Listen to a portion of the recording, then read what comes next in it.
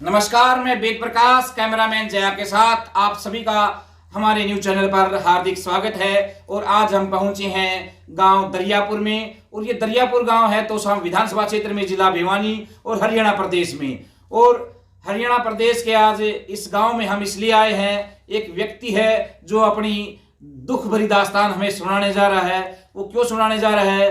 क्योंकि वो schedule caste से बिलोंग करता है। जो कहते हैं जाति कभी जाति नहीं, क्योंकि जाति हमारे मरते दम तक, जाति हमारे मरते दम तक हमारा साथ नहीं छोड़ती। हमारा जाति के नाम पर उत्पीड़न होता है, जाति के नाम पर हमें प्रताड़ित किया जाता है, गांव में प्रताड़ित किया जाता है, शहर में प्रताड़ित किया जाता है, नौकरी में प्रताड़ित किया जाता है। यहाँ तक कि हमारी जो देश की जो सुरक्षा में लगे हुए हैं, पैरामिलिट्री फोर्स, आर्मी, वहां भी जाति के नाम पर प्रताड़ित किया जाता है।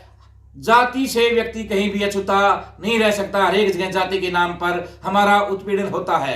और इसी जातिगत उत्पीड़न से परेशान एक व्यक्ति जो बीएसएफ में कार्यरत थे और जाति के नाम पर उनका उत्पीड़न किया गया और उन्हें कोर्ट मार्शल किया गया, आज वो हर जगह से गुहार लगाकर थक चुके हैं। यहाँ तक कि वो माननीय राष्ट्रपति से भी इच्छा मृत्यु मांग चुके हैं, उसके बाद भी उन्हें आज तक न्याय नहीं मिल पाया है।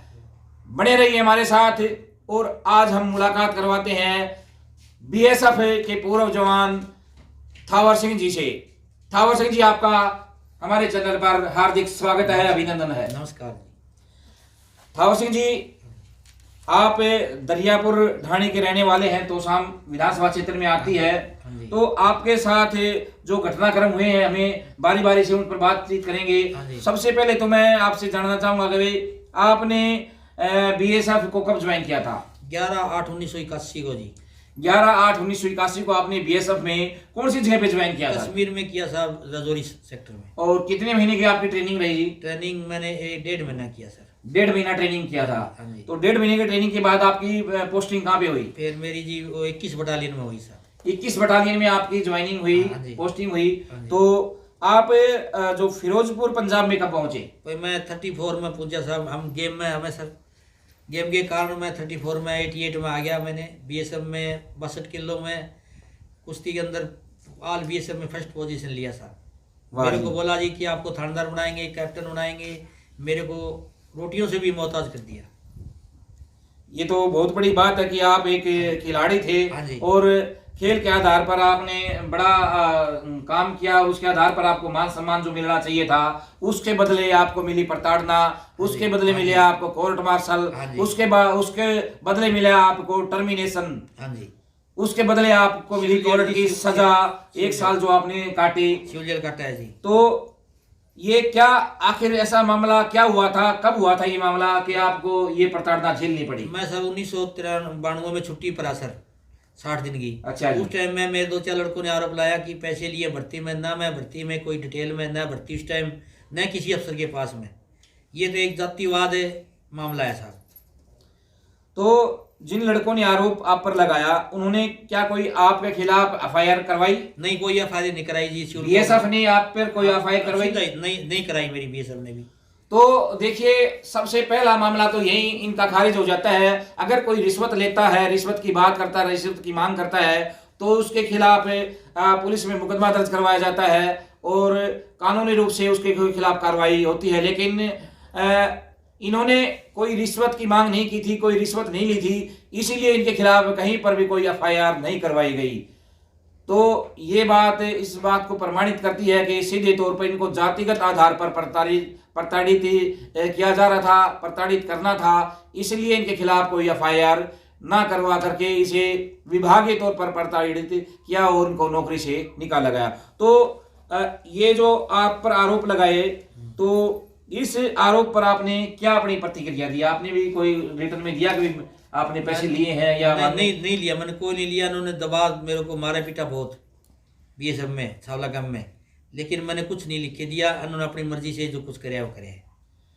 तो छावला कैंप में 93 में आपके साथ मारपीट भी की गई? मेरे को बुलाया जी, 34 बटालियन से गार्ड के साथ मेरे को बुलाया है और 3 महीने मेरे को छावला कैंप में बंद रखा है कमरे में।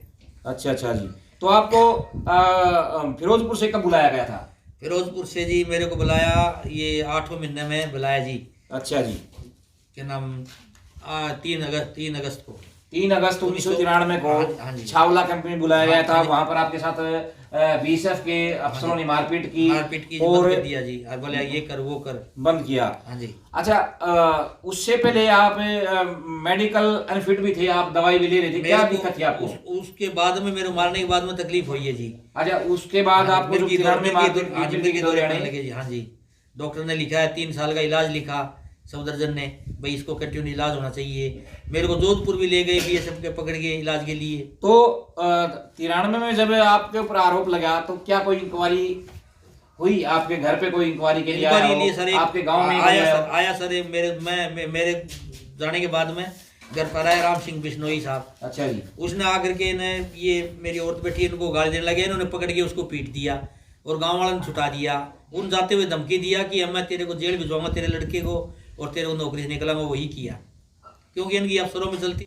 आप बात करें, जब अफसर आपके घर आया तो उन्होंने क्या कहा अफसर ने? गाली दी जी। अच्छा, गालियां दी। क्या गालियां दी उन्होंने? माँ बन गई थी जी। अच्छा, माँ बहन की गालियां दी। हमने दी पेट। अच्छा, इसके बाद फिर आपने उन लोगों की पिटाई कर दी। ठीक ठीक ठीक। तो देखो, गालियां नहीं देनी चाहिए, गालियां देना बहुत ही गलत है। किसी को भी गाली हमें नहीं देनी चाहिए। जो भी बात हो हमें प्यार प्रेम से बैठ के करनी चाहिए। तो दिल्ली में जब आपको 3 महीने कैदी के रूप में रखा गया तो उसके बाद फिर आपको 3 महीने बाद क्या किया गया? फिर मेरे को वापस कुछ बिहार ले गए 34 बटालियन में। कूच बिहार क्यों लेकर गए? वो जी मेरी यूनिट है ना 34 से। अच्छा अच्छा, आपकी यूनिट कूच बिहार में चली गई थी? हाँ, चली गई जी। ठीक ठीक ठीक। फिर उधर से मेरे को जैसलमेर पोस्टिंग कर दिया। जैसलमेर पोस्टिंग कब किया आपको? ये 93 में कर दिया जी। 93 में लास्ट में, यहाँ 11वें महीने में। अच्छा, 11वें महीने में आपको जैसलमेर 192 बटालियन में भेज दिया गया। हाँ जी।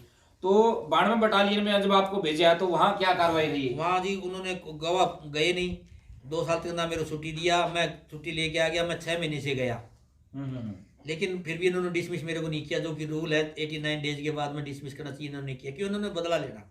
अच्छा अच्छा। फिर जी मेरे को हिसार पोस्टिंग कर दिया, हिसार भी गवाह नहीं। 93 में जब आप जैसलमेर गए तो वहाँ आपके खिलाफ कोई कार्रवाई हुई या नहीं? कोई इंक्वायरी हुई? इंक्वायरी के लिए लेटर दिया मेरे को, आपकी इंक्वायरी चलेगी। अच्छा जी। वो गवाह ही नहीं, फिर उन्होंने इंतजार करके हिसार भेज दिया मेरे। अच्छा जी। हिसार भी उनको पकड़ के ले आए उस दिन गाड़ी, सरकारी गाड़ी में, जो कि अलाउड नहीं है गाड़ी। अच्छा जी। गवाह को। और फिर जी पहले तो दिल्ली ले गया, उनको पकड़ के मेरे को शनाख्त करवाई परेड।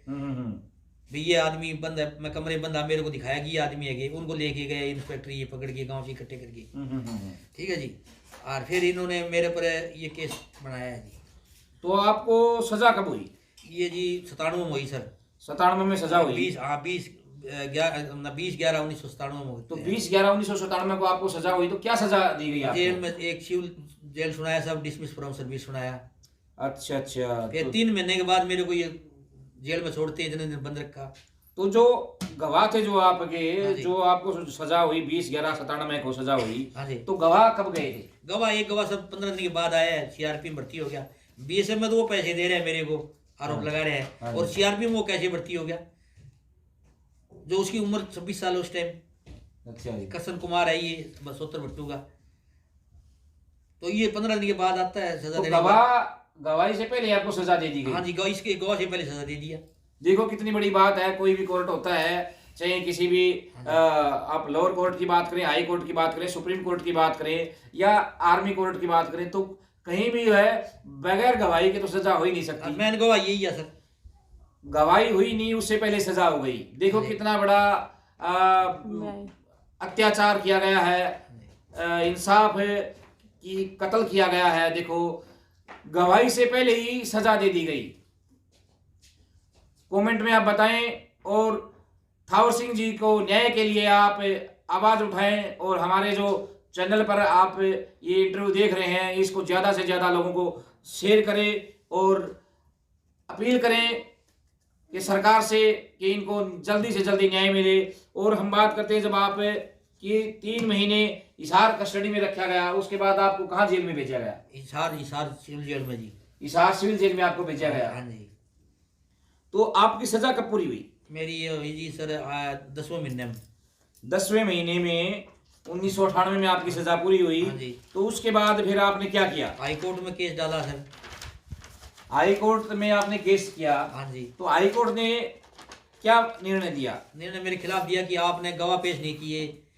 तो मैं गवाह, मेरे को 3 दिन पहले अरेस्ट कर लिया, तो गवाह इस कोर्ट के अंदर लागू भी नहीं है। और पहले बात तो ये बीएसएफ में 4th क्लास को कोर्ट मार्शल ही लागू नहीं है, क्योंकि पूरा हथियार नहीं मिलते 4th क्लास को, पूरी वेतन नहीं है सिपाही के बराबर, ये सिपाही जेल को लागू है। इन्होंने अपनी तानाशाही से किया है, कोर्ट मार्शल ही लागू नहीं है। ये CSSF सिपाही से लेके अफसर तक लागू है, 4th क्लास को लागू नहीं है, क्योंकि 6-1.5 महीने में जानकार नहीं होता कानून का। और तनख्वाह भी सिपाही से कम, किट लागू नहीं है, कोई हथियार लागू नहीं है, पूरे कैसे कोर्ट मार्शल हो जाएगा? ये तो एक अचंभे की बात है, ये तो बात को बदनाम करने की बात है। आपने माननीय राष्ट्रपति जी को कब लेटर लिखा? मैंने लिखा जी 11 महीना लिखा जी, 11/12 को लिखा जी मैंने 2020 को, सजाए मौत के लिए पूरे परिवार के लिए भी। आतंक आ गई, हम क्या करें? आदमी, सही बात है, आदमी से सब सारी तरह से दंगा हो जाता है, तो एक ही मांग करता है, इच्छा मृत्यु की। और ये परिवार भी माननीय राष्ट्रपति जी से इच्छा मृत्यु की मांग कर चुके हैं। और दूसरी सबसे बड़ी बात है, माननीय राष्ट्रपति जी ने भी अधिकारियों को इनको बहाल करने के लिए भी कहा है, लेकिन माननीय राष्ट्रपति हमारे देश के सर्वोच्च नागरिक, जो सभी सेनाओं का प्रमुख होता है, राष्ट्रपति जो ऑर्डर कर चुके हैं, उसके ऑर्डर को भी उन्होंने ठुकरा दिया है। कितनी बड़ी बात है, बहुत बड़ी बात है। तो इसका मतलब राष्ट्रपति, प्रधानमंत्री, गृह मंत्री छोटे हैं, बीएसएफ का डीजी बड़ा है। एक बीएसएफ के डीजी ने राष्ट्रपति के ऑर्डर को ठुकरा दिया है, बहुत बड़ी बात है। ऐसे डीजी के खिलाफ तो कठोर से कठोर कानूनी कार्रवाई होनी चाहिए। और मैं मांग करता हूं पुनः माननीय राष्ट्रपति महोदय जी से, वो अपने फैसले पर तुरंत कार्रवाई करें और तत्कालीन डीजी के खिलाफ कार्रवाई करें। और जो कांस्टेबल है, जो कुक की पोस्ट पे थे, और सिंह जी, इनको तुरंत बहाल करें और इनका पिछला जितना भी बकाया वेतन है वो भी इन्हें दिया जाए। प्रमोशन जी, प्रमोशन आर्मी एक्ट लगाए मेरे ऊपर, आर्मी के हिसाब से मेरे को प्रमोशन दिया जाए। आर्मी कानून लगाया मेरे हाई कोर्ट ने, जो कि आर्मी का मैं अटैच भी नहीं और आर्मी कानून लग भी नहीं सकता। पैरामिलिट्री, कोई किसी भी पैरामिलिट्री का कानून नहीं है एक बीएसएफ को छोड़ के, क्योंकि पैरामिलिट्री तो बहुत है बीएसएफ में, उनके कानून क्यों नहीं लगाए? देखो, एक नई बात और भी बताई है, हाई कोर्ट ने भी इनके साथ नाइंसाफी की है, तो इन्हें न्याय मिलना बहुत ही जरूरी है। तो आप अपनी कमेंट में राय दें और इस वीडियो को ज्यादा से ज्यादा शेयर करें ताकि थावर सिंह जी को न्याय मिल सके। धन्यवाद। कैमरामैन जय के साथ में वेद प्रकाश।